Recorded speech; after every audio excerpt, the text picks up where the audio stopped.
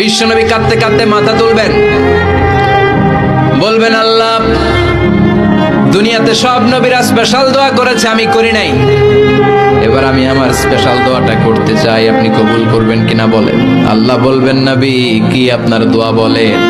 বিশ্বনবী বলবেন, আমার একটা উম্মত যার অন্তরের মধ্যে যাররা পরিমাণ ঈমান আছে, একবার আপনারে আল্লাহ বলে ডেকেছে, একবার আমি বিশ্বনবীর উপর দরুদ পড়েছে, একবার শাহাদাতের বাণী আমার যে গুনাহগার উম্মত দুনিয়ার বুকে থেকে ঘোষণা দিয়েছে, ওই একটা উম্মত যদি জান্নাতে ঢুকতে না পারে, আপনি আমারে জান্নাতে ঢুকাতে পারবেন না।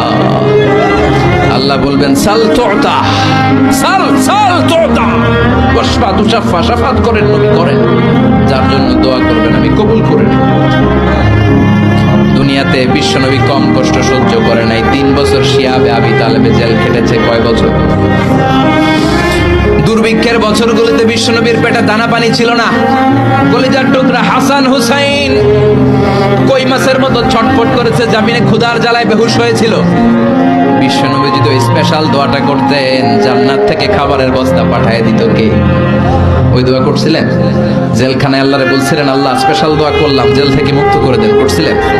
যুদ্ধের ময়দানে নিজের দাঁত ভেঙেছে, উহুদের ময়দান সাক্ষী, বিশ্বনবীর মুবারক রক্তে উহুদের ময়দান রঞ্জিত হয়েছে। সেদিনও বিশ্বনবী ওই দোয়াটা করে নাই। চিল্লায় বলেন ঠিক কিনা? তায়েফের ময়দানে বিশ্বনবী কয়েকটা জায়গায়, 3 জায়গায় বেহুশ হলেন। বিশ্বনবীর মুবারক দেহ বেয়ে রক্ত ঝরলো। ওই কঠিন বিপদের দিনও বিশ্বনবী এই দোয়াটা করেছেন নাকি? কথা বলেন।